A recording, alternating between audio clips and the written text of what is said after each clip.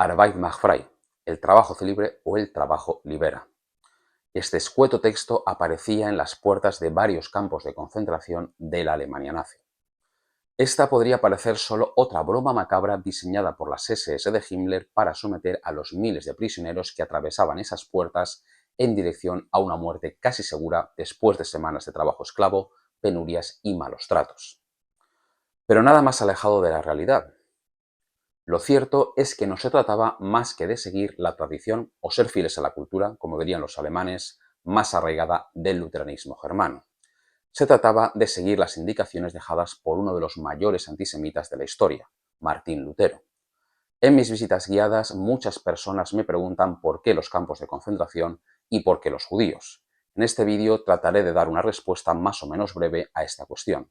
Bienvenidos a la historia jamás contada.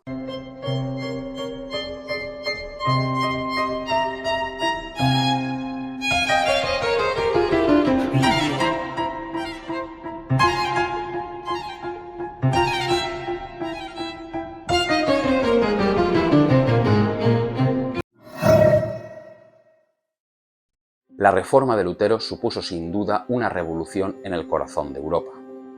El reformador tradujo la Biblia al alemán, pero no solo hizo eso, sino que al mismo tiempo que la traducía, la interpretaba. En esa traducción interpretativa, Lutero entiende que en las Sagradas Escrituras Dios establece que cada ser humano debe salir adelante con su propio trabajo, su propia profesión.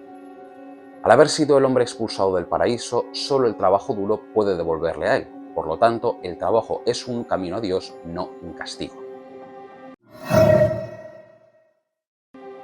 Para la mayoría de la gente, el trabajo de algún tipo es la manera lógica y normal para ganarse la vida.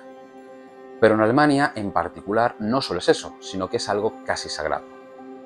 Como hemos visto antes, el trabajo es una manera de llegar a Dios, pero según el propio Lutero, quien no trabaja para ganarse el pan debe ser castigado. Esta visión de la vida, donde no existe más que un camino posible, sin excepciones, sin posibilidad de redención o sin posibilidad de volver al sendero recto, también tiene su origen en la Reforma protestante. Lutero predicaba vehementemente contra aquellas personas que vivían sin trabajar o sin realizar trabajos considerados como legítimos a sus ojos. Lutero prohibió la mendicidad. Aquellas personas pobres que vivían en la calle debían ser perseguidos y castigados, ya que atentaban contra las enseñanzas divinas del trabajo. También debían ser perseguidos los grupos sociales que no se dedicaban a trabajos legítimos, como los judíos, dedicados muchos de ellos al prestamismo y la banca y que no obtenían un beneficio de un trabajo manual directo, o los gitanos, que también desarrollaban trabajos de manera irregular. Ya en el siglo XVI se crearon instituciones penitenciarias para estos colectivos, las llamadas Arbeitshäuser o casas de trabajo, donde, siguiendo las enseñanzas de la Reforma, debían ser reeducados a la vez que se les mantenía apartados del resto de la sociedad. La primera aparecerá en Ámsterdam en 1590, seguida por dos más en los Países Bajos. La primera institución de este tipo en suelo de la actual Alemania aparecería el día 28 de enero de 1609 en Bremen. Seguirían otras similares en Lübeck, Hamburgo y Gdansk, la antigua Danzig. Que en los campos de concentración nazis apareciese un texto en la puerta no era algo novedoso. Los nazis sencillamente se habían limitado a reproducir lo que en siglos anteriores se había llevado a cabo por inspiración de las enseñanzas reformadas. De la misma forma que en Sachsenhausen, Flossenbürg, Dachau o Auschwitz encontramos el texto Arbeit macht frei, o en Buchenwald el texto Jede das seine, a cada cual lo suyo, también cada una de las casas de trabajo de los siglos anteriores tenían su lema inscrito sobre la puerta. En Leipzig, el lema que recibía a los condenados rezaba: para encerrar a los deshonestos y proteger a aquellos que utilizan el buen entendimiento. En otra instalación similar de Hamburgo se podía leer: mediante el trabajo me alimento, me expío mediante el trabajo. 300 años de separación existe entre ambos mensajes, los de la Alemania nazi y los de la recién reformada, pero la idea general se mantiene. Los estados alemanes habían sido ocupados en su mayoría por el ejército napoleónico a principios del siglo XIX. Aunque sometidos políticamente al imperialismo francés, estos estados se habían beneficiado del bloqueo continental, es decir, del cierre de los mercados europeos a los productos británicos. Tras el final de la guerra, de nuevo las manufacturas británicas, mucho más baratas que las alemanas, volvieron a irrumpir con fuerza dentro del continente. Esto provocó la inmediata pérdida de riqueza de los artesanos y agricultores alemanes. De nuevo, se volvió a mirar a los judíos como causantes de esta pobreza. En 1815, el profesor de la Universidad de Berlín, Friedrich Ruß, publicó un panfleto de amplia difusión en contra de la integración de los judíos dentro de la legalidad del resto de la población, al entender que eran un pueblo diferente al pueblo alemán. El culto profesor pedía incluso que a los judíos, ya indistinguibles en ese momento del resto de la sociedad, se les debía identificar con una marca amarilla, al igual que en la Edad Media. Otro ejemplo de ese pensamiento lo encontramos en esa época en el filósofo Jakob Friedrich Fries, profesor de la prestigiosa Universidad de Heidelberg, quien definía a los judíos como unos chupadores de sangre, una enfermedad del pueblo. Ese pensamiento alemán también abogaba por la identificación de los judíos con alguna marca especial sobre su ropa. Todavía hoy puede encontrarse un busto del filósofo en un céntrico parque de la ciudad de Jena. El 17 de octubre de 1817 tuvo lugar en Wartburg, en la región de Turingia, un gran evento fundacional del nacionalismo alemán. Ese día se conmemoraba el cuarto aniversario de la Batalla de las Naciones, que en 1813 había conseguido derrotar a los ejércitos de Napoleón, pero también se celebraba el 300 aniversario del inicio de la Reforma, ya que en el castillo de esta localidad Lutero había traducido la Biblia al alemán. Ese día, más de 500 estudiantes de al menos 14 universidades luteranas alemanas conmemoraron esas dos fechas. Los estudiantes pedían la creación de un Estado alemán que reuniera a todo el pueblo germano. Por primera vez se pudo ver ondeando la bandera negra, roja y amarilla, la actual bandera nacional alemana. El profesor Jakob Friedrich Fries fue uno de los presentes en esa gran festividad. Frente a los estudiantes pronunció un discurso donde alababa el papel de Lutero como unificador de la cultura alemana y animaba a separar del pueblo alemán, palabras textuales, a los elementos culturalmente extraños.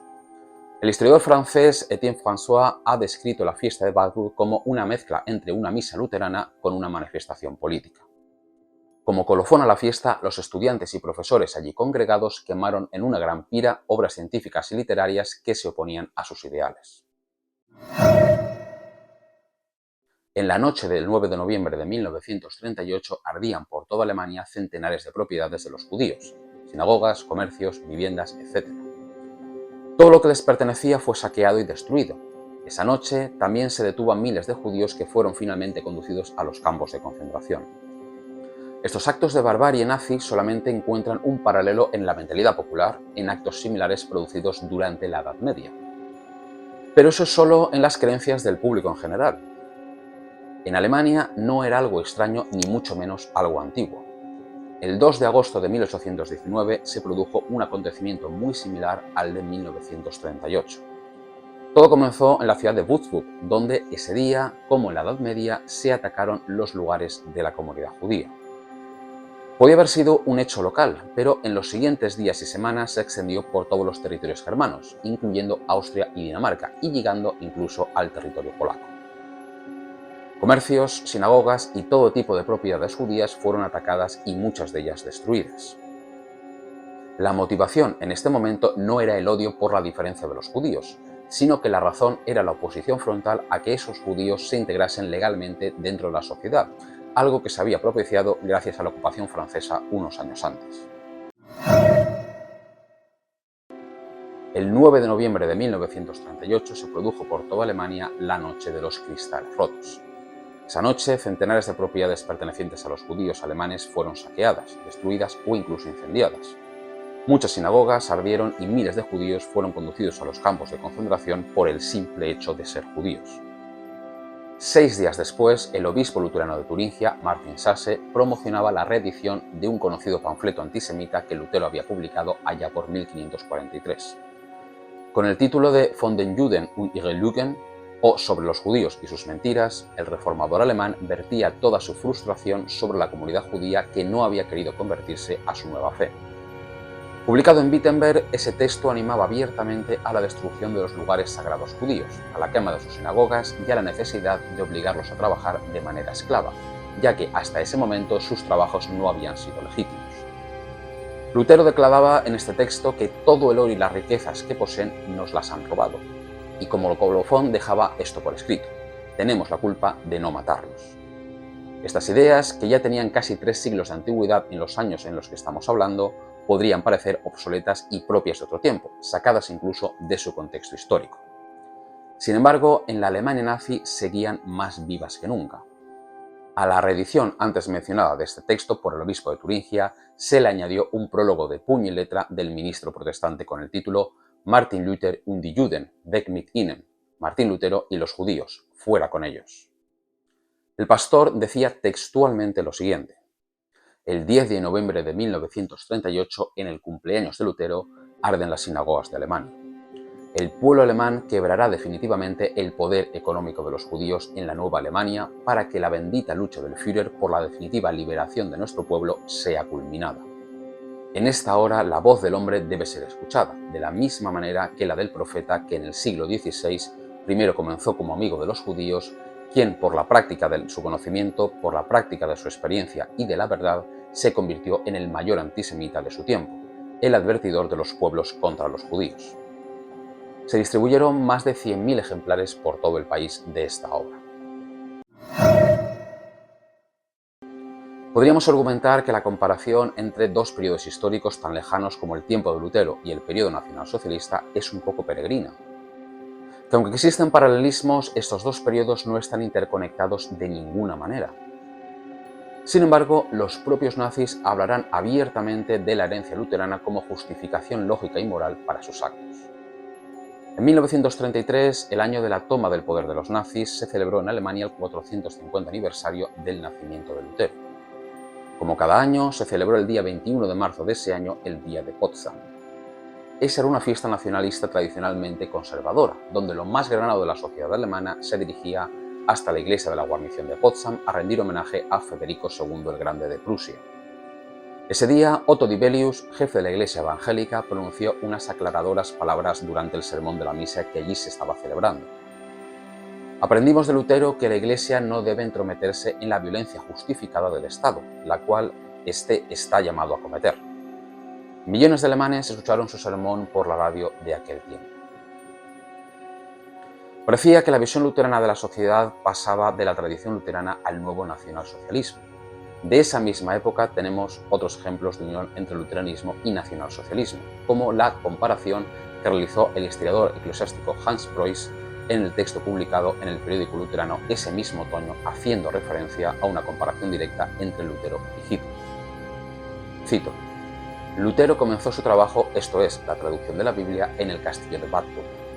Hitler escribió Mi lucha en la fortaleza de Landsberg. Ambos aman Alemania, están conectados con la tierra, ambos son enemigos de los rentistas y de los libros y luchan apasionadamente contra el judaísmo. Estos casos no eran ni mucho menos aislados. La propaganda nazi se alió con la jerarquía luterana para justificar su visión política.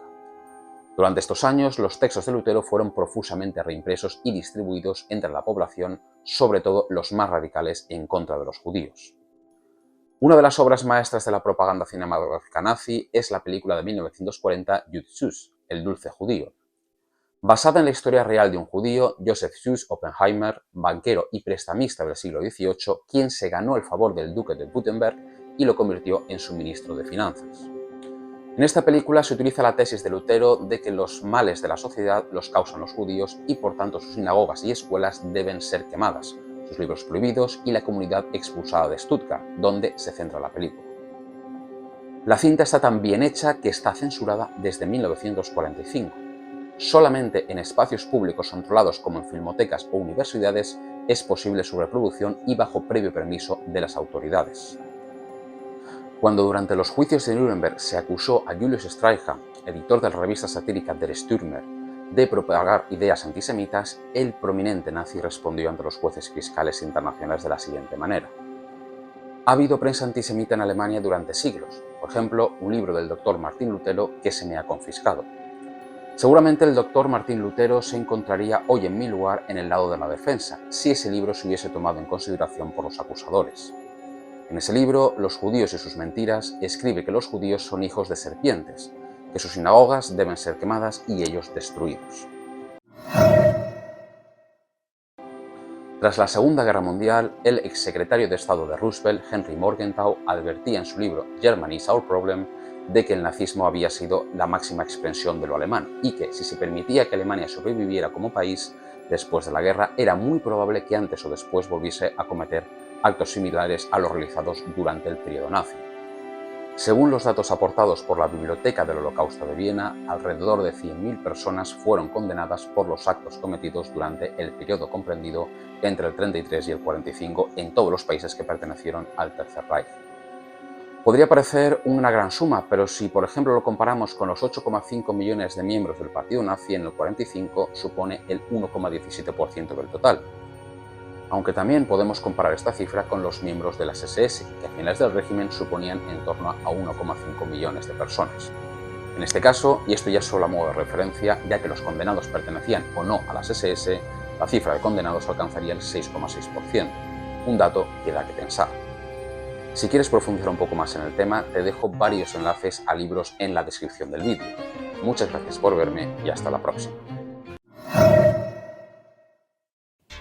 Si te ha gustado el vídeo, dale a me gusta, suscríbete al canal y dale a la campanita para que te lleguen las notificaciones de las novedades. Y si además quieres que te cuente la historia en los lugares donde tuvieron lugar, puedes participar en mis visitas guiadas. Te dejo un link en la descripción con más información al respecto. Hasta la próxima.